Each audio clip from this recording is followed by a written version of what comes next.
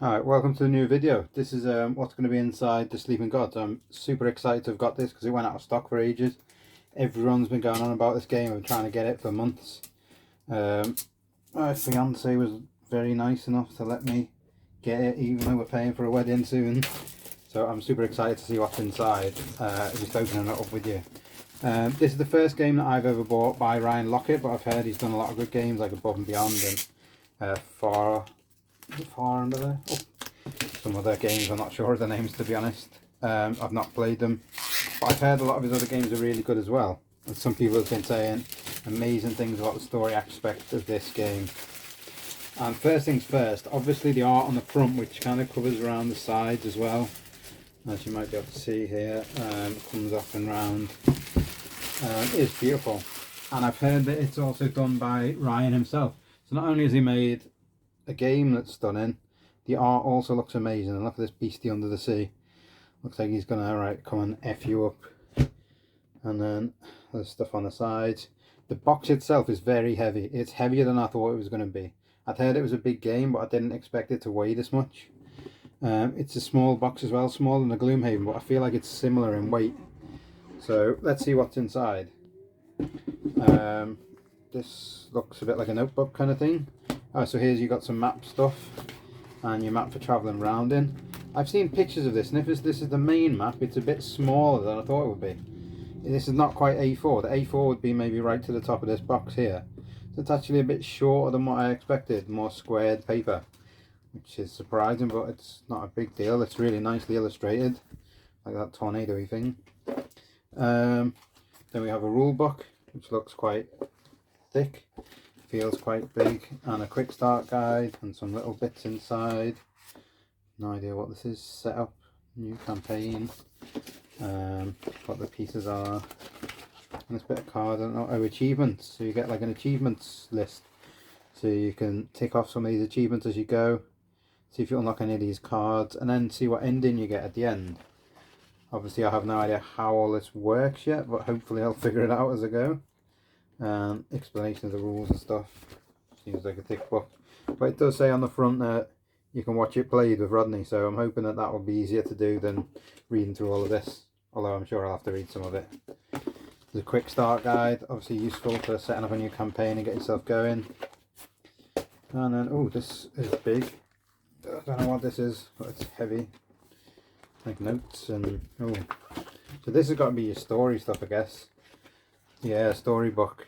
All different pieces. I'm assuming you'll get guided to these pages or these points, and then you have to look them up and find your story and do bits and bobs. I don't really want to look through this because I don't want to see anything that might spoil anything else for me. And then you've got some nice notepad stuff to write on. They're all the same pages. Ship location, ship health, last action, abilities, date, and final score, experience, players, and your event deck stuff. So I assume you follow this along to keep yourself in track. Maybe you want to save your game and have a bit of a break. But there's loads of these in here. So and on the back there's a map kind of section. It shows you where all the different map pieces go and where the maps are. I'm pretty sure some of these are expansion bits, but I don't know if all of this is on here, or if the expansion gives you more pages to fit on, or maybe like your main game's up here and then you get 3 extra pieces from the expansion or something. Not 100% sure, but I assume this piece is on the main map because it's 4 different bits from the same island, but I don't know. So hopefully we'll find that out when I play. Oh my god, there's a lot of stuff with this game. There's some components, some blue hexagonal prisms, some red kind of tiers, some grey squares, a big brown guy. Don't really know what he is, I can hardly see him. There's cards upon cards. A little boat. Oh, a cool little boat, that's what you travel across the seas in. Wondering if it might be worth painting in the future, if I ever get into that, potentially. Of course, there's a bag of baggies here for everything. So loads of stuff coming here, I think, once I've unpacked it all. And then these cards, I don't really know what they do. Symbols on them are not yet known to me. This looks like some kind of gear, equipment, start and stuff.